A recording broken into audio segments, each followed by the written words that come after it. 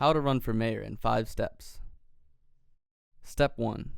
Decide why you want to be mayor. I thought about running for public office for probably a long time, since I was a kid. And used to look up to the people who were in office. And it was interesting. I didn't want to do it because I wanted to be mayor. I wanted to do it because some of the policies that were in place and some of the things that were being pursued by the person who was mayor then in the city council, I felt like we're going in the wrong direction, because you want to make a difference in the life of your community. Our previous mayor was a really good friend of mine.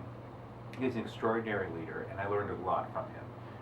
And then he just decided he wanted to retire. So when I chose to make the run for mayor, it was all or nothing for me. I was either going to be the next mayor or I wasn't going to be in politics. Step 2. Form a campaign team. And so what we did is create a sort of a little cabinet, an informal group of friends who are my campaign committee.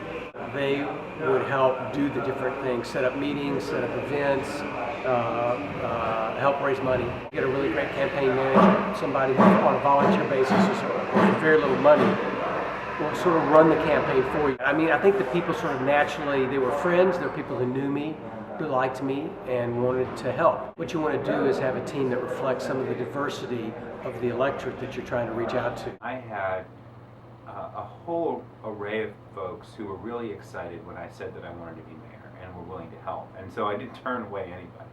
He was interested in local government and politics, and who was very excited about my candidacy, and I asked him to be my campaign manager.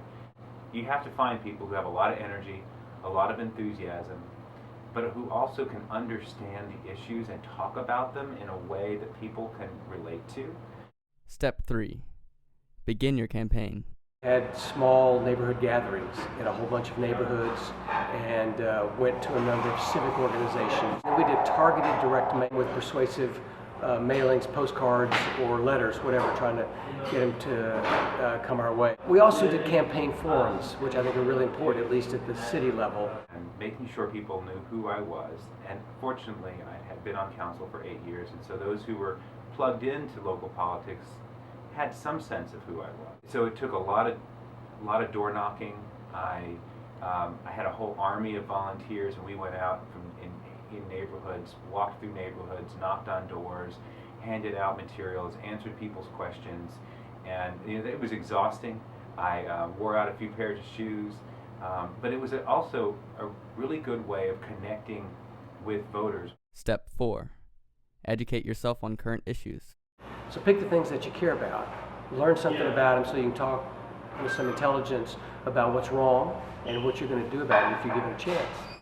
The first issue in my campaign was I said we're going to do a better job of managing growth and managing development, because what we care about is not more, bigger, bring us everything that you got.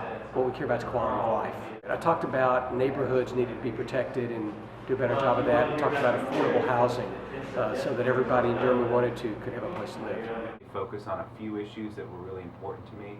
Well, my first race for mayor was in the fall of 2009, and you may remember that that was right at the beginning of the worst economic crisis we've ever had in this country.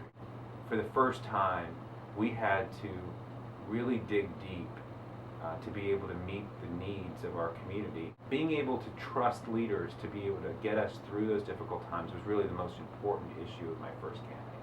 We were pleased that the community generally believed in the direction we were headed. Step 5.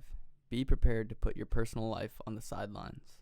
I think for me then the hardest part was the large time commitment.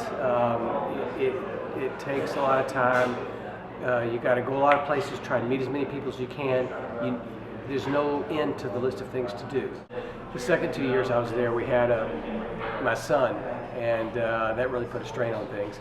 Plus, you're not paid much money when you're in these offices, and so I was trying to work a full-time job at the same time. So it's a strain trying to work and make any money. It's a strain trying to manage family. My personal life, well, it can be a real challenge. You really kind of lose personal life. You don't have the same level of privacy. You don't have the ability to just kind of fade into the background anywhere. I was in a relationship at the time that didn't survive the challenges of being in a high-profile office. It took a lot of work personally to be able to adapt to that experience. Here is some advice for those interested in running their own campaign. What are the issues, what are the concerns that you want to work on, and what is it you want to do about them? Figure that stuff out first. I think you first want to do some analysis of the office and who votes for it, what the electorate looks like and who makes it up, how they tended to vote in the past. You want to make sure you got a shot. Finally, I decided, okay, I'm going to do it. Well, so if you want to run for mayor, it has to be more than just about wanting to be the mayor. You have to really care about the issues that are in play at your level of government. Don't just expect that your desire to be mayor or desire to be in any office is what qualifies you for that position. You have to know what you're talking about. You have to spend the time becoming the expert on everything. I just decided that I would give it a shot. All the leaves are brown.